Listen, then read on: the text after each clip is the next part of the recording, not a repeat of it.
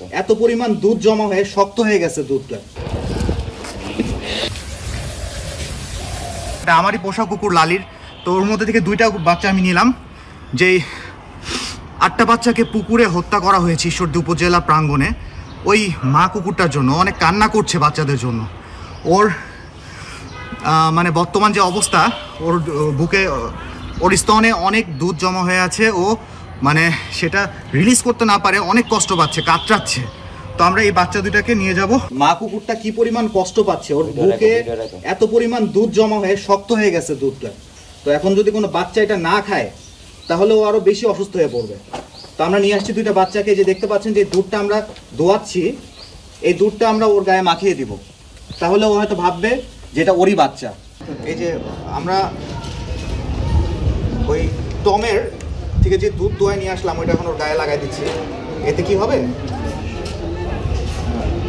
এতে কি হবে, ও ওর স্মেলটা যখন পাবে ও ভাববে যে এটা ওরই বাচ্চা। ওইটা করো।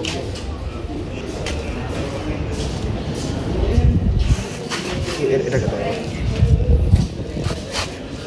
মুখে দাও, মুখে দিলে মুখটা শুকবে জিভাতে সাইডে।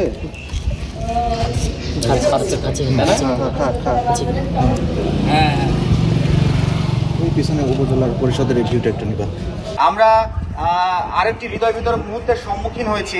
যে কুকুরটার 8টা বাচ্চা পানিতে ফেলে হত্যা করা হয়েছে বস্তায় বেঁধে, তো তার আমরা আসলে সুষ্ঠু বিচার পেয়েছি। সে অলরেডি জেলখানায়। তো তার এই যে কুকুরটা আসলে স্তনে অনেক দুধ জমা হয়ে থাকায় অনেক কষ্ট পাচ্ছিল গতকাল থেকে। তো আমাদের শ্রদ্ধেয় ইউনো স্যার আমাকে গত রাতে বললেন যে অমিত 2টা কুকুরের ছানা যদি এনে দেওয়া যায় তাহলে হয়তো বা এটার কষ্টটা একটু হলো লাঘব হবে। তো আমরা প্রথমে ওর দুধ দোয়ালাম এবং দুধটা ওদের গায়ে আমরা এই যে ম্যাশ করে দিয়েছি, মাখিয়ে দিয়ে ওর কাছে নিয়ে আসার পর ও এখন ওদের গ্রহণ করে নিছে আলহামদুলিল্লাহ। তো কিছুটা হলো কষ্ট আমরা লাঘব করতে পেরেছি। তো আমরা যখন এই বিষয়টা আসলে যখন অনুভব করি যে বাচ্চাটা কুকুরে আছে,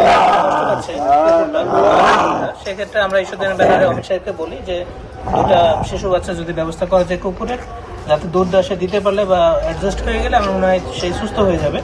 এই উদ্দেশ্য থেকে আসলে এটা করা।